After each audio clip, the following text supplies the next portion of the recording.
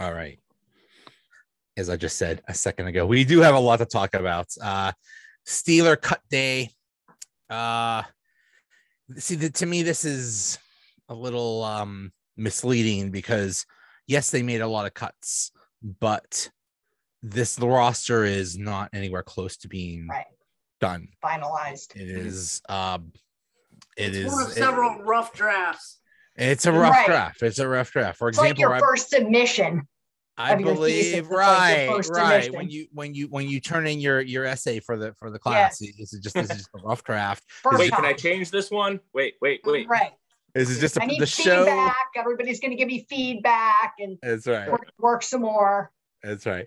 So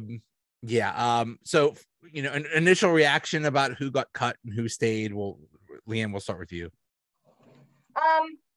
I was pleased at some of the people that stayed. I was a little surprised about Anthony McFarland getting cut. My initial gut reaction was like, ooh, I think they should have let go of Benny Snell instead. But then I thought a little bit about the wow factor that Snell brings to special teams. And maybe that was what gave him a little bit of the edge. The only other person that really surprised me was a little surprised to see LeGlue get cut when we're so solidly in need of depth. Do you know what I mean? I was surprised to see him go. But then I wondered, is that part of some bigger plan? Maybe they're pursuing somebody else or looking for somebody else and let him go. Allison? Yeah, I agree with McFarland and the first guy you said. I already forgot. LeGlue? Yeah, LeGlue. No, there was a guy before McFarland, wasn't there? Anyway, it doesn't matter. Okay. I think I was surprised that Riley guy, Elijah Riley, was let go because he had such a great for just having gotten there last week. He had such a great game. And you could tell he was aggressive and doing all the right things. So I'm surprised that they cut him and but hopefully he'll be, again, like we said, this is, we could see all these guys that we're talking about today are going to be back on the roster tomorrow, maybe a little practice squad, however they're building their practice squad. So, I think they're headed in the right direction. I'm with you though. I definitely would have kept McFarland, but I do agree that the only reason why Snell's even there is for special teams, but I really kind of hope that Warren is the back that ends up spelling Harris instead of Snell. I kind of hope that they're just keeping Snell mainly for. I hope so too. Special teams. I love Warren too, and I love Warren's story, and I think those are the kinds of stories that appeal to Pittsburgh. So I think he's got a lot going for him. Mm-hmm. Andrew, what do you think? So my big heart-ripping cut was I thought Tyler Vaughn really balled out this preseason. I thought he made everything he could do to make the actual roster, even as the 5th, 6th punt returner, that sort of thing. I thought he really kind of showed himself. So I was kind of bummed to see him cut. I know he's probably going to end up on the practice squad. Yeah. But there's a little part of me that's if he gets scooped up by another team and then he just does actual things in the NFL this year, I'm going to be we missed out. So yeah, I think Vaughn's is a perfect practice squad candidate. I think he's perfect for that. But he did really well. The whole backup running back thing scares me a little bit. Benny Snell he's as slow as a turtle. Snail. And he's just there. He's a snail. Benny Snail. There you go. Benny Snail. Benny the Snail. He looked better this preseason than he did any other time I've ever seen him play. I feel like he was out there playing, fighting for his job some in preseason. He actually ran downhill still not preseason, which is weird. Yeah. And he scored that touchdown, was it the week before last? And I think against the Jaguars.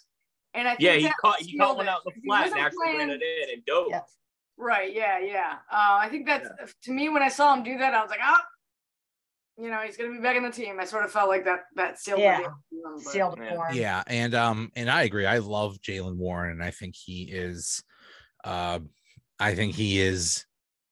has a lot of potential. And I like that. McFarland, gosh, on paper he looks awesome. He looks like it's just such a shame that he never got to show it. Although he's probably going to end up on the practice squad too. He's a perfect practice squad player. I would think so. He's Matt Canada's guy, so that's another reason why I'm surprised. I was like, he's Matt Canada's guy. What the hell? Yeah, but he's a good scat back player to have on the practice squad when you play a scat back, like that type of thing. I agree with Joe on that. So the thing that worries me is how hurt is Najee really? They kept saying, well, he got stepped on his foot. Somebody stepped on his foot, so that's why they wouldn't have played him if he was in any way like season-ending injury. Yeah, but when those are really tricky though. Injuries that Liz Frank's brain is really, really tricky. Like they have such a huge range of how bad the injury can be, and that's why I don't think the Steelers would have risked it if they even thought that they could aggravate that. I think it was just he's cured, he's done. Let's knock the rust off. Like exactly what Najee said in that interview. So that's when he hurdled. Like anytime he hurdles, my heart drops. Yeah, I know. He did that, oh god, there goes and then we found out about Liz Frank. I was like, no, he didn't. Yeah. He's got to stop that. He should stop that. Yeah. He's known for that though. That's his thing. So but then he's going to be. I'm known for eating. That's not good for me. Hey, according to Allison, all we're going to do is run him to the ground and then kick him to the curb anyway. So let the guy go. Allison.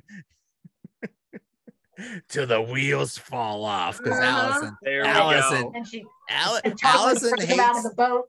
Yeah, Allison hates Najee Harris, and we when we made our predictions when the schedule came out, people wanted to kill us. Right. Although I want to revisit that, and actually it's where we need to revisit that because we need to revisit how many wins we actually think the Steelers are going to get. Right. Maybe we could revisit it at the bye week, and then we could look at the ones that we predicted, and then we'll see.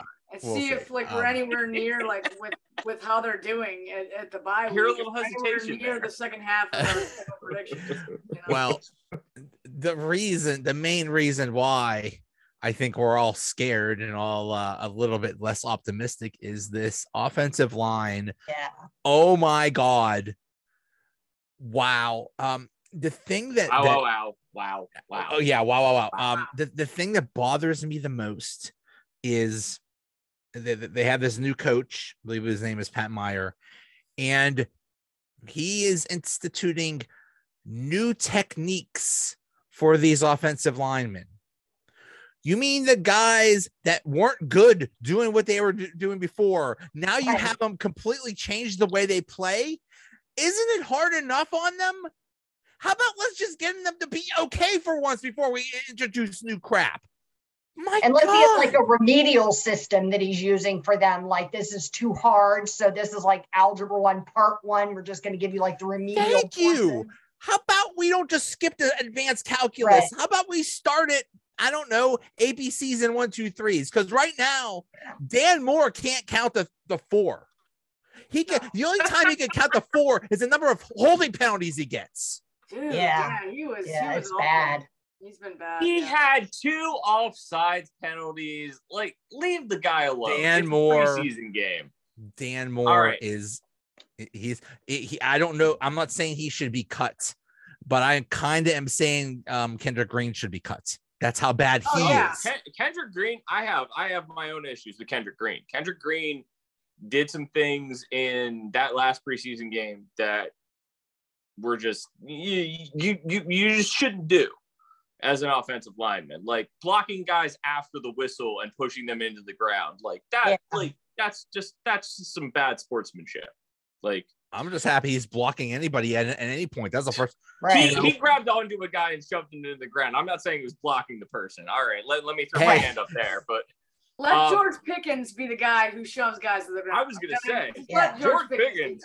Pickens throws him into the outside the galaxy. He throws him into the. I love it. Love it. They just NASA just scrapped the Artemis mission that was supposed to go to the moon. You could just have George Pickens throw cornerbacks into the moon. Yeah. My goodness. Let me just say about the offensive line. let me just say about the offensive line real quick. About Dan Moore. Dan Moore, he did do the jump off sides. He was offset, like all the stuff that was bad in that game. They're running their basest of playbooks, so their play count is off because they're not running their full playbook like they are in practice. So it's a little weird for them. So except that's all. they did say they weren't running You're anything defending new. the So offensive if you're not line? running anything new, why can't you run them? Yeah. That's it. I'm not. Tomlin said it's nothing they didn't do last season. Oh, I get one the point. question at a time. I get the point, Andrew, that this is not the playbook. Yeah. You know, preseason stuff. It's vanilla, blah blah blah. It's vanilla, blah blah blah, and you should be able to run it, but it's not like you have the snap counts in your head for the real season stuff. So you're like you're on your sets for that, and it trust me, it can get weird. I know, know, but my brother I mean, to the college level, so trust me, but it can still get weird. But still, I don't know. I don't know. It's scary. It's scary, yes, but I'm not panic mode yet. I'm not pull the red lever, like abandoned ship yet. Okay, well, the rest of Steelers Nation is in panic mode, but that really doesn't matter. Is a coaching staff in panic mode? And apparently not, because there is no real backup behind Moore besides Joe Haig. And okay, at least you could put Kevin Dotson ahead of Kendrick Green and just pray to whatever deity you believe in that Dotson stays healthy or gets healthy. They released Haig. They released Haig. Yeah, didn't we release him today? Yeah. They signed Jesse Davis from the Vikings. They signed. Yeah. So now the debate is: are they going to bench Dan Moore and put the other guy in Jesse Davis? The new guy. Apparently, he's not good. Yeah. Like, there's nothing. Like the two teams he's been on, the Vikings and the Dolphins, both teams are like, "Thank you." Like you guys got. Please take him. The things I've heard about this new guy are not good. He sounds very, very, very, very bad.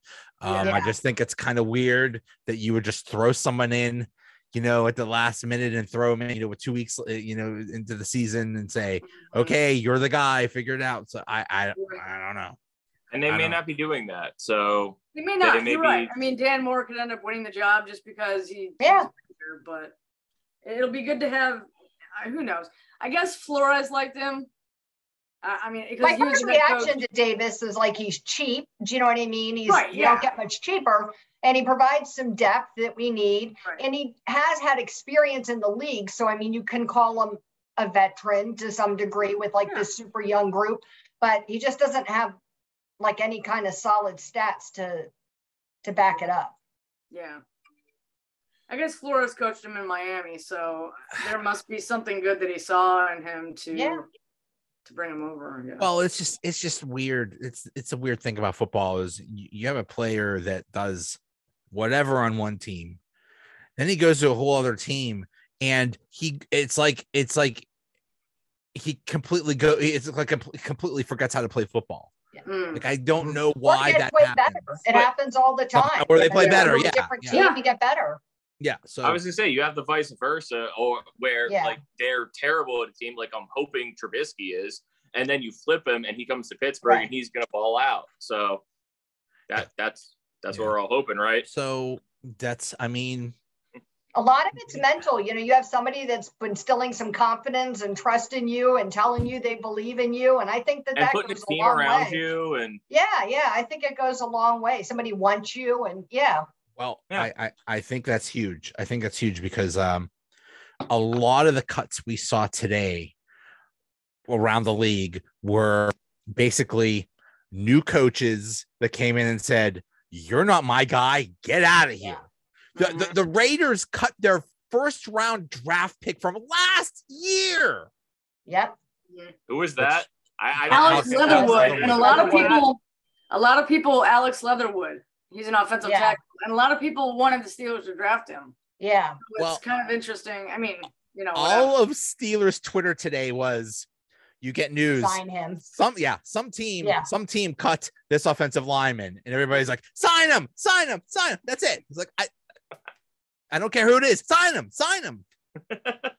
Leatherwood got bounced around a little bit on the line, and I can't remember what position they put him in at, but he didn't do well. And then they moved him again. And, I think it was a little bit of like the Kendrick Green situation where he just wasn't in the position he was supposed to play, and he wasn't living up to his potential. And then, now they've cut him, which is kind of sad because I think the kid has potential. I just remember last year, before the draft, people were saying, because obviously the Steelers were in possibly taking an offensive lineman, and said, oh, you take Leatherwood.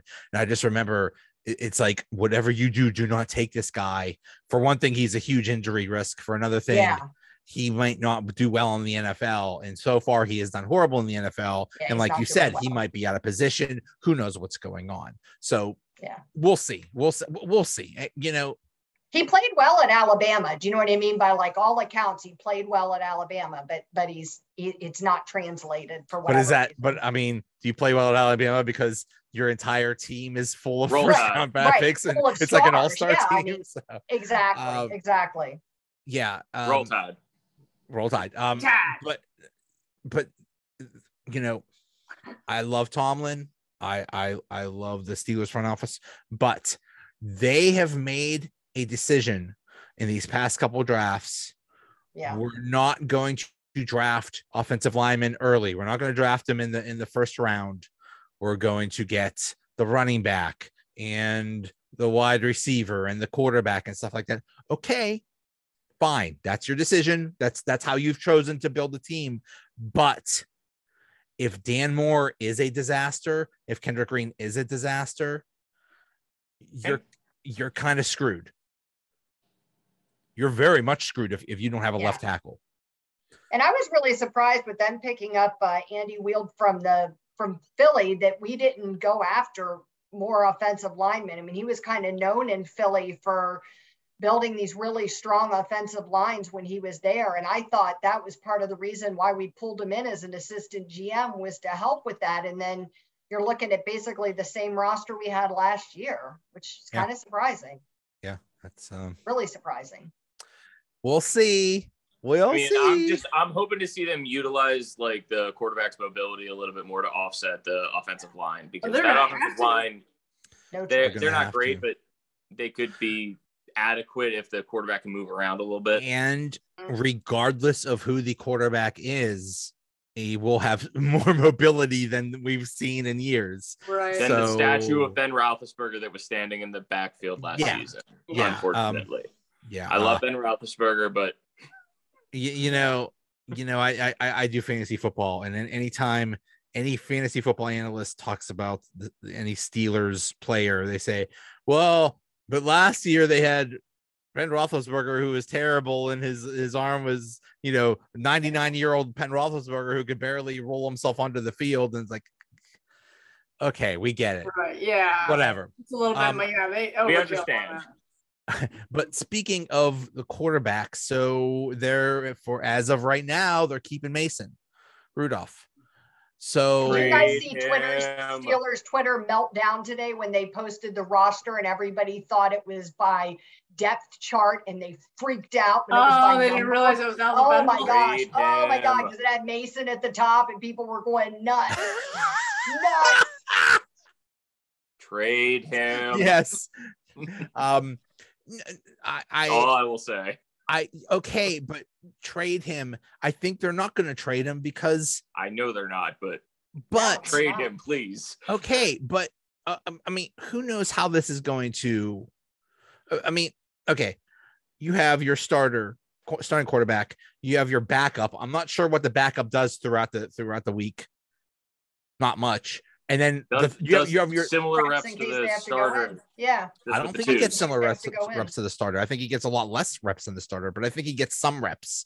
He gets the same practice reps. He just doesn't get the actual play reps. He just does the play reps with the twos. Okay. And then you have your third string guy, which I believe runs the scout team, maybe. I don't know. Sometimes, depending on who you're playing.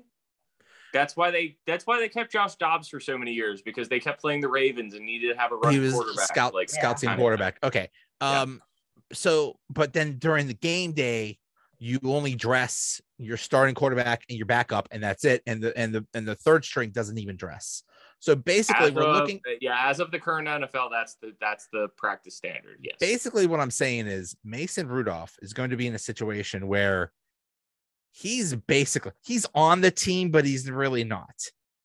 He's not going to be doing much. But I think he's just a giant insurance policy. Look what happened the year Ben got hurt, 2019. Ben got hurt, you put in Mason. Mason gets hurt or Mason gets benched or whatever. Yeah, Mason got hurt and you put in Duck. Is that what you want? Is another Duck? I feel like we got insurance through the general then or something, like some cut rate insurance. We need the general Geico. 5-309. Jake from I would want to see Jake from State Farm in there rather than Mason. Right. But still. So that's why I think, you want, and then it's like, we'll trade him. What are you gonna get for him? A fifth rounder, maybe? Take a fifth round pick for Mason Rudolph at this point. Okay, but they'd be lucky to get a fifth rounder. But yeah, I see your point. I was just saying. I would rather have that insurance policy if something happened to Mitch or what Kenny. Insurance policy? Insurance that you're going to lose games? Insurance that Mitch and Kenny Pickett are going to die behind this horrible offensive line. Which I think is Mason. What makes you think Mason is going to do better? Maybe by the time Mason's in there, the line will be a little bit better. I don't know. Boo. So we'll see whether they keep him or not. It's just a really Tomlin never really does a lot of explaining his reasoning behind things. So we'll never really hear, but I'm really just curious as to what the thinking is behind keeping him. I don't know. I feel like there's got to be somebody out there that could be at least as good as Mason, unless your only thought is that you have somebody that knows the Cam Newton and knows the system, and that's why it's worth keeping him as a mediocre backup. Sign Cam Newton. I can come up with. I think Mason in this league is the perfect short-term backup. Your guy goes down for a game or two. Yeah. And you throw Mason in. If Mason's your guy for the rest of the season, you're screwed. But for a game or two, and if this is where you say, well, he wasn't for a game or two last year and he sucked, you have a good point. But still, I'd rather have him than David Blau. You know what I mean? Exactly. As a third quarterback, he's solid. My goodness, those Lions quarterbacks. I did look at third string quarterbacks a week or two ago, and I did go through the list, and I was like, I don't know who this is. Oh, this guy's terrible. And then I was like, okay, Mason's consistently right in here with the rest of these guys. This is the skill set. Mason always looks good in the preseason, though. That's the problem. He always looks good in the preseason, and then he never performs. Right. Yeah. Right. And then it delivers. Yeah. I mean, but that's the thing. A lot of teams have lousy backup quarterbacks, let alone third string guys. So sign Cam Newton. You know what? I'm okay with Cam Newton, but I don't think Cam Newton is okay with being. You think Cam Newton's okay with being a third stringer, but he's not going to be anybody's third string. Right. Yeah. That's the thing. So now the question becomes, I mean, obviously Mitch is the guy going in. Is it obvious though? Oh yeah. You think? I think so. I'd be shocked if they wants that Pickett. That's the thing. We don't ever do what the fans want. No. But here's what's going to happen. Here's what I'm afraid is going to happen. So Mitch is going to start. Mitch is going to be in there at the beginning. Bengals, Patriots.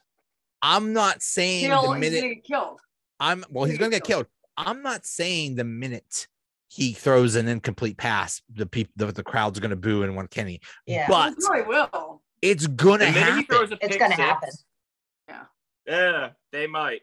You got a guy right there. You got the guy, the chosen one is right there. And he's easy to chant. Kenny. I've already seen it. I was there when they booed Mason Rudolph. And it was imagine the t-shirts to say Pickett to Pickens. I know. Sell themselves. Thank you. Pretty sure somebody's already got that going, but nice try. So the I question, love it. I love the idea. I just don't think I don't think it's the right move to start him. Do you know what I mean? It sounds all fantasy world and ideal, but it's not the right move. He needs time. You see all these other teams throw these rookie guys in there. They're their chosen ones, and they ruin these players, and then they're jerking them off the field and putting them on the bench, and then their egos are messed up. And sorry, go ahead, Andrew. I mean, you even just look at the story of Ben Roethlisberger. Ben Roethlisberger wasn't supposed to start his rookie year.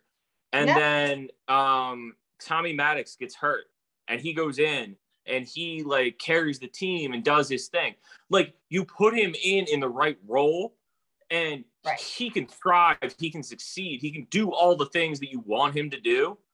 But he was still several games into the season. Get hurt. I'm not saying Mitch Trubisky's going to get hurt, and I don't want him to get hurt. I want Mitch Trubisky to go out there and ball and then get his big contract and be out of Pittsburgh. And then Kenny Pickett come in and be the heir apparent to Ben Roethlisberger. Like, that's what I ideally want to happen. But Mitch Trubisky, put him in, let him go until he fails enough that you put in Kenny Pickett. That's my philosophy. We've just talked about earlier that preseason football is not real football, is not regular season football. There's a big difference. So yes, Kenny has looked good this preseason. That really doesn't mean anything in the regular season. And like you just said, LeeAnn, rookies get killed. They need, just give them some time. So let's go around. Let's have a prediction. How many games does Mitch start this season before he gets yanked by injury or for whatever reason? LeeAnn, I'll start with you. 6. I think he starts through whatever the bye week is. Is it 8? 8. Yeah. If the offensive line improves, you know what I mean? I'd be okay with him coming in after the bye week. But if the offensive line is still crap, there's no way I'm putting Pickett in. Yeah. Andrew, what do you think? I'm going to be the bold one. I'm going to say he starts every single game this year. The whole season? Okay. Kenny Pickett only comes in on gadget plays.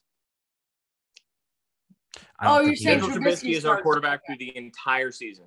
Gotcha. Yeah. You're right. Yeah, the bye week is after week 8. So perfect time. Mitchell Trubisky starts the entire season. He does not get injured. I'm going to be the optimist. I would be okay. I know I'm going to be wrong, but I really hope that's the case. Yeah, I hope Me that's too. I said, I want Mitchell Trubisky to ball out this season. Be the best quarterback you can be, Mitch. Here's why he worries me. And I'm just from what I've seen in the preseason, the dude has some wheels. Obviously, he's not Lamar Jackson, but the dude can run. Yeah. Kenny can run a little bit too. And Mason is, who cares? But Mason is the Ben Roethlisberger. From what I've seen of Mitch, he'll run. Now the thing about Lamar Jackson is awesome at running, but he's also awesome at avoiding contact. And Mitch tries to put his shoulder down too much. That's the thing. That's what gets you hurt. Yeah, he's not against Jacksonville. He tumbled when he slid, and that scared me. That scared the heck out of me. Like, here we go. No good. No bueno. That's how you get hurt. And that's what scares me about Mitch is he's going to get hurt on a play like that. That's cool. You want to run, but running should be like a last option, or running should be like, okay, there's an open field and I'm going to safely get some yards and then get down. Not I'm going to dive and tumble and do all this. Yeah, that was bad. Right. Theatrics. Yeah, I'm going to say 6 games too for Mitch, just because either by injury. I took the over. You took the over. We'll see. We'll see. Yeah, we'll see. I'm just, either way, no matter what happens with the offensive line at this point, it's good. The hope is that eventually they get good. Yeah. It's gonna take some time, and that just frightens me for at least the first part of this season. So and Joe, I really keep hoping we'll wake up. What I meant. Oh, sorry. Go ahead. No, I was just gonna say I keep hoping we'll wake up to the news that they've brought in some veteran offensive linemen to help shore up that system, whoever that is. I keep watching who people are releasing and hoping that there's someone out there for us to help us out a little better. Yeah. And I hope that I'm on the wrong, that I'm on the right side of this, that the offensive line plays great. Najee Harris has a great season. George Pickens comes into his own. Pat Freiermuth does some outside of the mind tight end stuff. And Mitch Trubisky just plays his game. And the Steelers go and they roll into the playoffs and they do their thing. That's what I'm hoping for. But I know how injuries work. So, well, that's a best case scenario. And if you just say, well, why did you even draft Kenny Pickett? Then that's a great scenario to be in. That's a great situation. Say, touche, salesman. We'll see. Yeah. I mean, the wide receivers that I believe right now they have 7. So that's gonna change. I'm guessing Austin is going to go on the injured list or something like reserve. that. Yeah.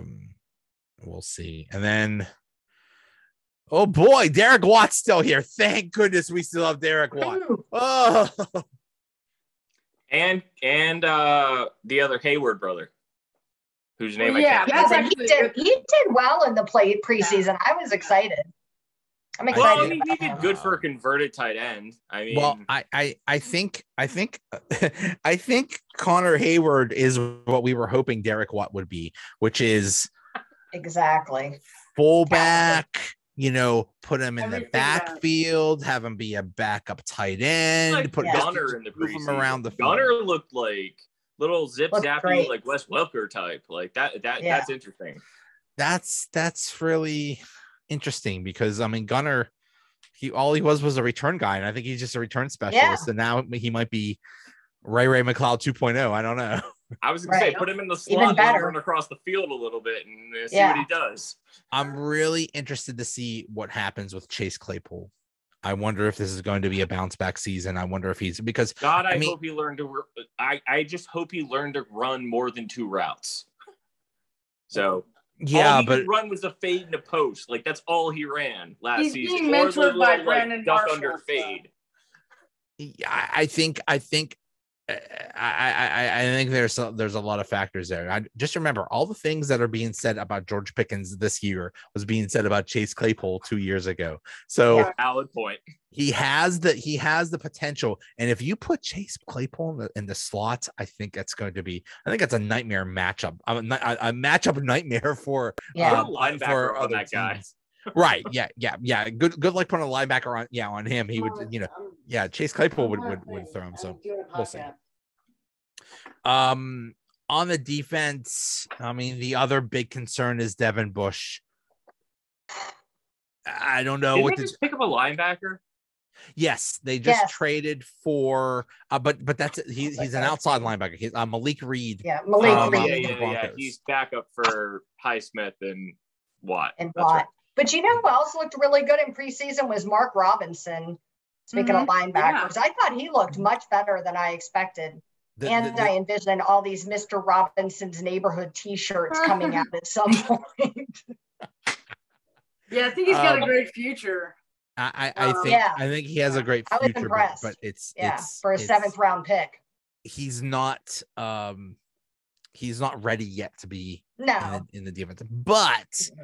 But that is encouraging. But even then, you know what I mean? Like, boy, he might not be ready, but is Bush ready? You know what I mean? Like, I was going to say, where's at least Bush he's out there trying. Right. At least he's trying, making an effort. Yeah. Do you know what I mean?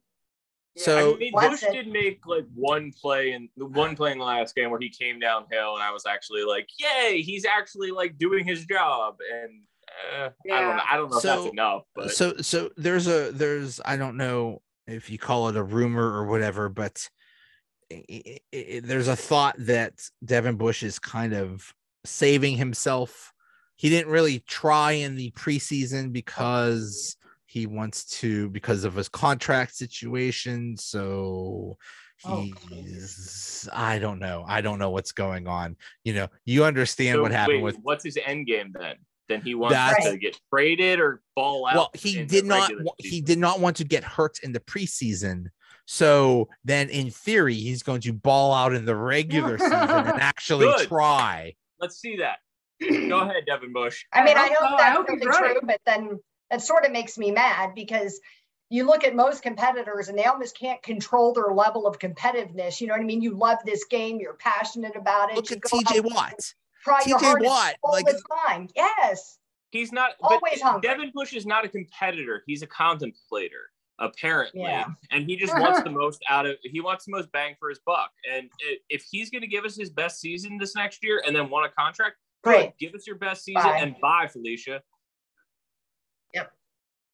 If that's a best case scenario. That's a best case scenario. If that's the case that he's just going to ball out in the regular season. Great, but there's also you don't even see glimmers of it though. You don't even see like flashes of the old Devin Bush where you think, oh, look, he's got that, and maybe he's just not doing it all the time. You don't even see glimmers of it. Yeah, they'll be lucky if they get a 5th round, 6th round, 7th round pick for him. There are effects of physical injuries, but there's also mental effects of injuries, and if you think that you can't do it anymore or whatever the situation is, you're scared. I don't know. That is scary as heck. Now, another thing that really stinks for that is that DeMonte KZ got hurt and he was a safety. Yeah, he was looking good too. And I think what they were going to do is have these 3 safety sets where you have Edmonds, KZ, and Minka out at the same time. And if that's the case, maybe you don't need that second inside linebacker. But now that's because Edmonds could drop down. Yeah. They kept him on the roster. Isn't that an indication that he's maybe not so injured? You know what I mean? They're anticipating him coming back pretty quickly. Hopefully. It looked like he hurt his wrist pretty bad. But I think that's what they're going to do is put him on. I don't even know how injured lists work now. I think either 4 weeks, 6 weeks. I don't know. I don't know what. So maybe at some point in the season he could come back. So I thought it was like week 5 or something. All right. To end us on a positive note, can we all just celebrate the fact that we have like arguably the best kicker in the game? Well, that's Justin Tucker. But we have the second best kicker in the game. I was going to say second best kicker, which is still good. No doubt. Yeah. Glad he's back. I said arguably. Chris Boswell. That's not even really an argument. It's not a very good argument. Let's try it. I'm trying to make the Steelers positive here. It almost feels like every drive is going to be here's how every single drive is going to go this season. The Steelers offense will be horrible. They'll have a 3-and-out and punt.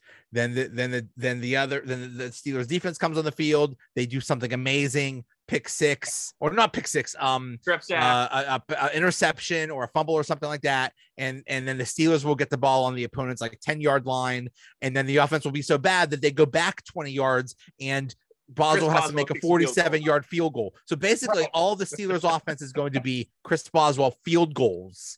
So Chris Boswell's leg is just might fall off from all the field goals. It just literally insure it.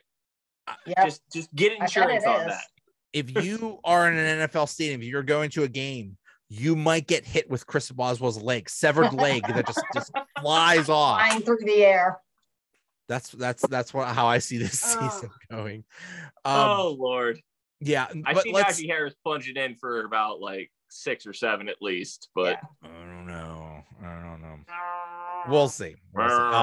Okay, so I don't have our totals of what we thought the Steelers wins were when we first thought. There was I think we all guessed 12, 13, 14 games. Because I got cooked. That was the most comments I ever got on anything podcast. I think mine was 11 wins. I think revised total. How many games do you think the Steelers will win? We'll start with LeeAnn. I'm still the eternal optimist. I say 11. Good. Andrew? 11. I'm gonna err on the side of optimism as well and say 11. Okay. Sorry.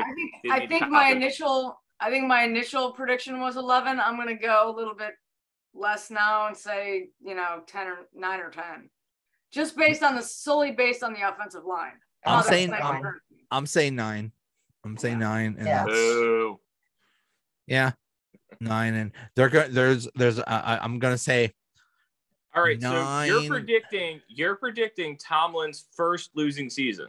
No, 9 and 8. Now a win.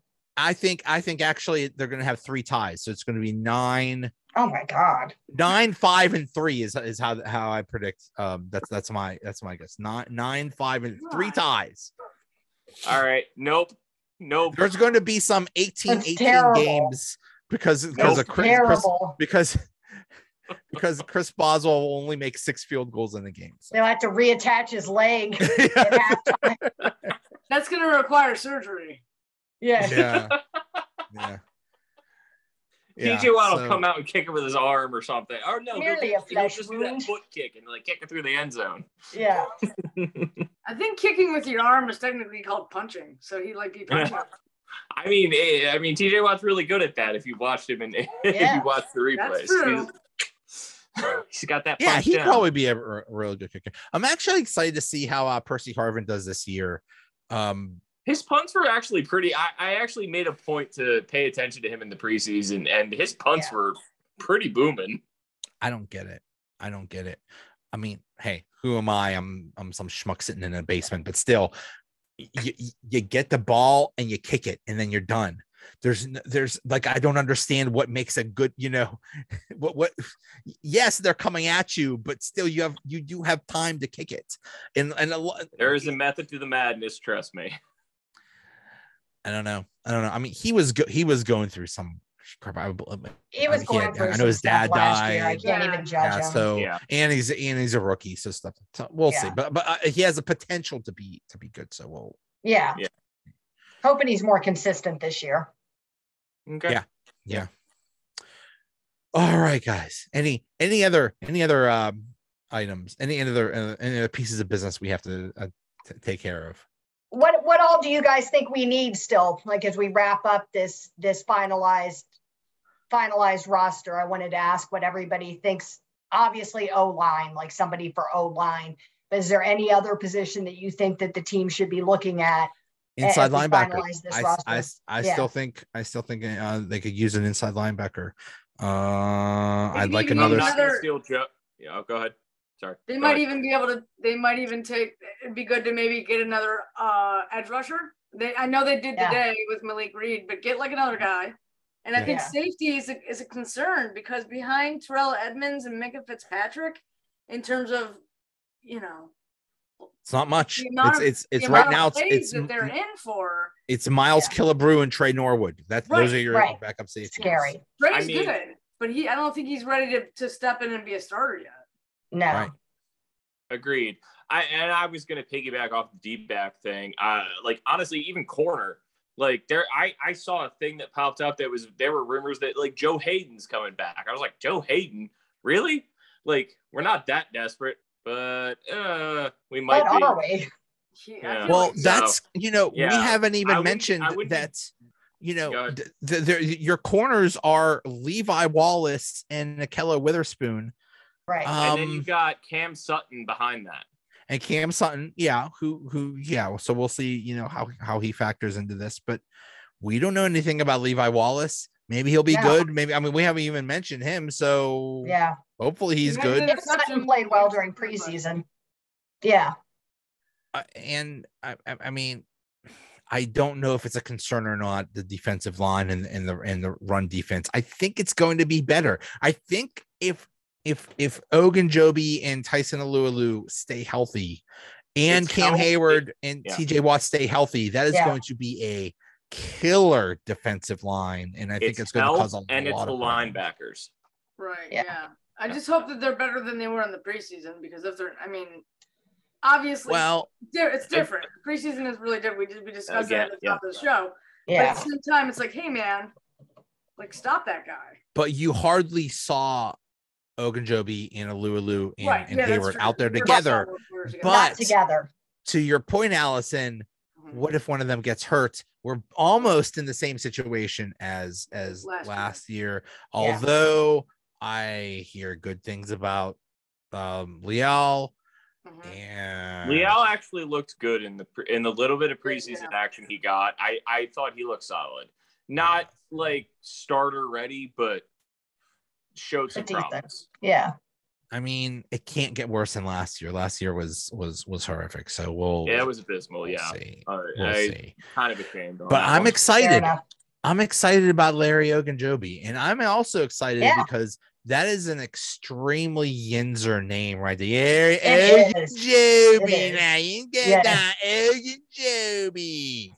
I mean, that's just gonna be fun for Yinzers to say. It's like, you got that Zach Ogunjobi. I saw him at Washington. So I think that was like a sneaky. No idea what's happening right now. Really good pickup to get him, and I think if he's healthy, I think Larry, we'll just call him Larry. I think he's going to be really good, and I mean Alu is 79 years old, but still let's hope he stays healthy. So. Javon Hargrave's over there destroying people in Philadelphia. Trust me. And Javon Hargrave's older than Lulu. So he is. Yeah, I think so. Wow. No, Hargrave's. I don't know. I mean, Lulu's like 36 or something. Is he? Yeah. I didn't think of Lulu was that old. Sorry. All right, I may be wrong on that one. Yeah, Hargrave's only in his early 30s or something like that. I remember. They're old. Only, which is funny, or early 30s in the NFL is like, it's a wonder he can be a miracle. He's 38-year-old. It's a miracle he's still playing. Oh, Hargrave's only 29. Okay, yeah, we share the same birthday, vastly different years. He's only 29. Okay, interesting. Yeah. Stop lying, LeeAnn. You're also 29. Come on. I am also only 29. Yes. Yes. All the time. We're all 29. Yet, so. Yeah. Hey, I'm 25. You guys can we're 28 here. So three of us, okay, 29, 29, 28, and 25. We are the under 30 podcast here. That's right. There you go. Oh my God. Somebody might be closer to 50 on this podcast. But anyway. All right. Guys, thanks so much. This was awesome. Thank you. It was fun. Heck yeah. Let's whatever deity you believe in. Let's hope for good health and a good season. Yes, no doubt. Whatever you just said. Yes. All right. I'll see you guys. Bye. All right, peace out. Bye.